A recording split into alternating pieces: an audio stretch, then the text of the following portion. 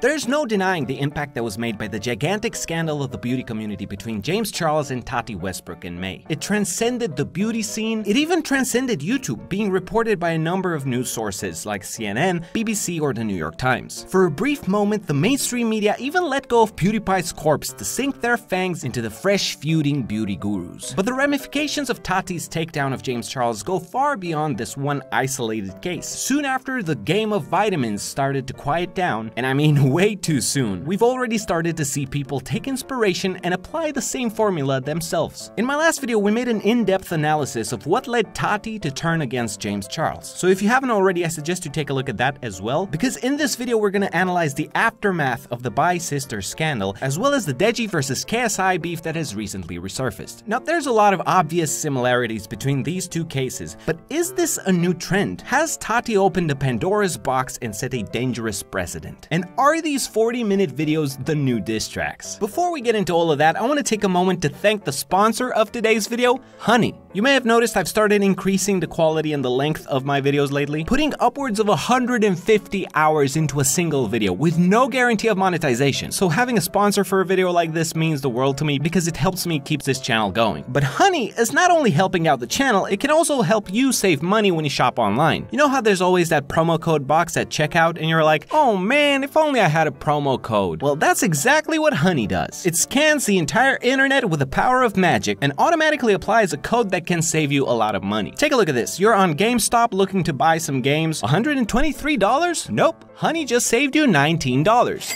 You want to get a new toaster from Best Buy? It's $220. Oh man, that's a little much. Honey just saved you $44. Pizza from Domino's? Boom! Honey just saved you $5. Sephora, AliExpress, Amazon, Razer, you name it. Honey probably has a coupon for it. It's free money, literally. Over 100,000 people gave it 5-star reviews on the Google Chrome store. Go to joinhoney.com/Andre or click the link in the description to start saving today. Once again, thank you to Honey for sponsoring us and helping out the channel. And now we return to our regular program. We begin today's analysis, surprisingly, with Laura Lee. You may remember last year's meme of this tearless crying lady over here.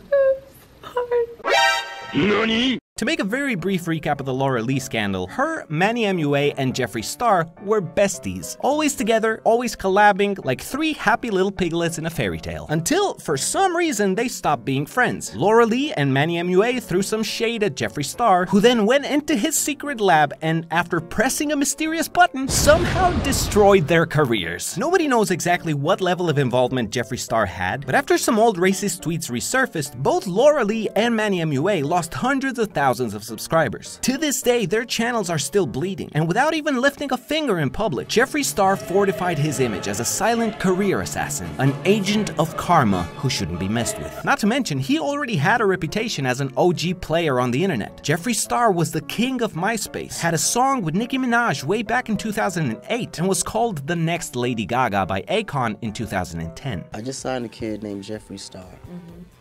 He will be the next biggest thing. To me, he's like the male version of Gaga.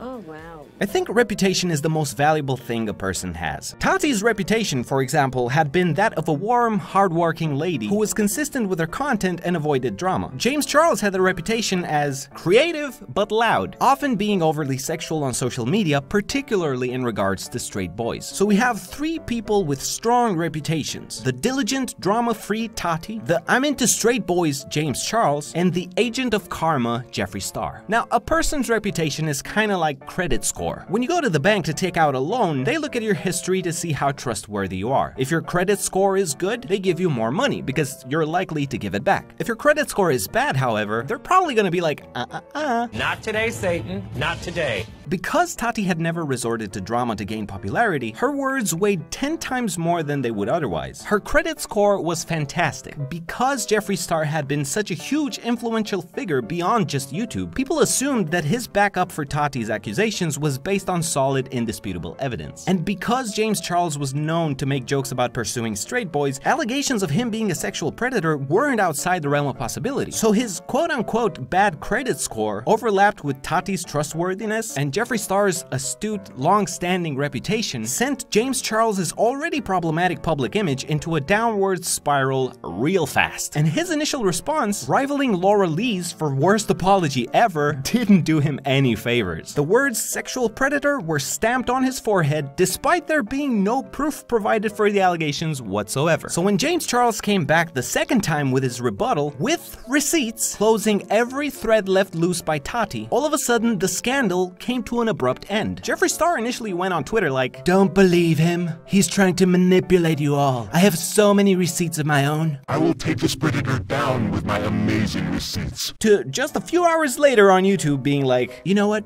I've decided I'm gonna be the bigger person and step away from the drama." I'm sorry, what? There's two options here. Either A, James Charles is indeed a predator like you said, and by not releasing the receipts, you're covering up for him. Or, and I think this is more likely, B, you don't have the receipts and just made everything up. In which case, you're probably gonna be sued for defamation for a lot of money. And judging by Tati's final statement, it looks like that may indeed be the case. I mean, I have been in communication with James Charles through an intermediary, and we believe it's best to put this matter to a rest. That sounds to me like lawyers got involved. No wonder Jeffree Star was like, "You know, all those things I said a couple of hours ago? Yeah, that was old Jeffree. This is the new Jeffree. Let's just all get along here."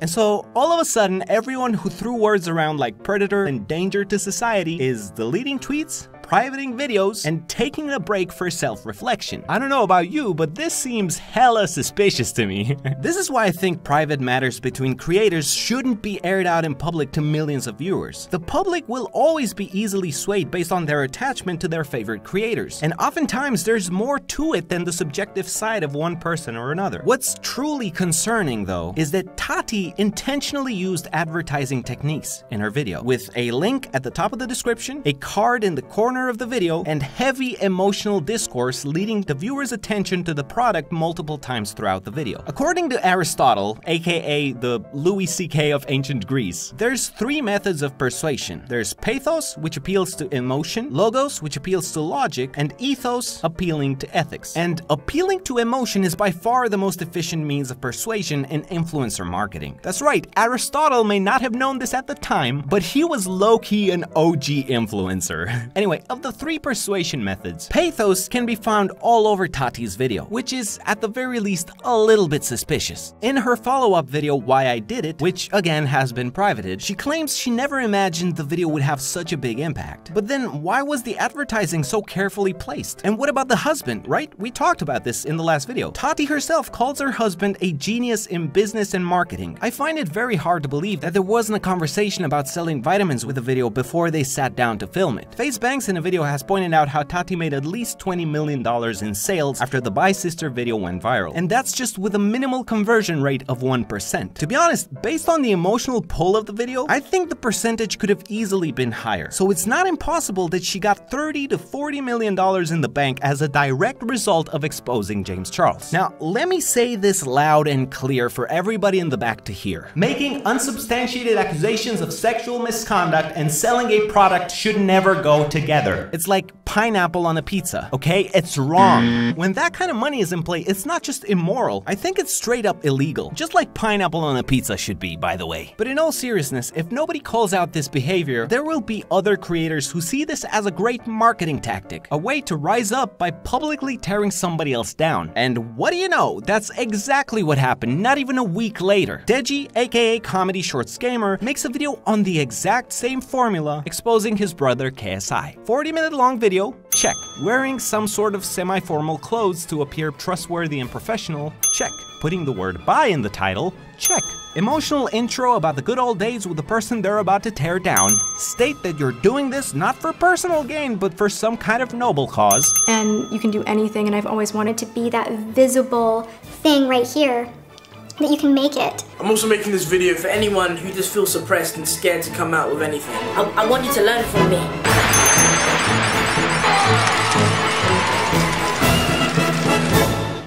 I don't don't think there's any point in dissecting the Deji video at the moment. That whole situation is a different beast in its own right. But just based on how similar it is to Tati's video, it opens up the concerning issue that people watching this from outside took away the fact that, oh, maybe I can do the same thing. Maybe I'll double my subs just like Tati did. Maybe I'll make 20, 30, 40 million dollars in merch sales. And it's just wrong, in my opinion, from a moral standpoint, from a legal standpoint, from literally every standpoint that I can imagine. What are your thoughts on this? Do you think it's ever justified to profit from exposing someone you personally know? Does it bother you that Deji used Tati's formula to expose KSI? Or do you think that that's just something we're gonna see more and more from now on? Let me know down in the comments. Once again, thank you to Honey for sponsoring the video. Thank you for watching, and I'll see you again very soon.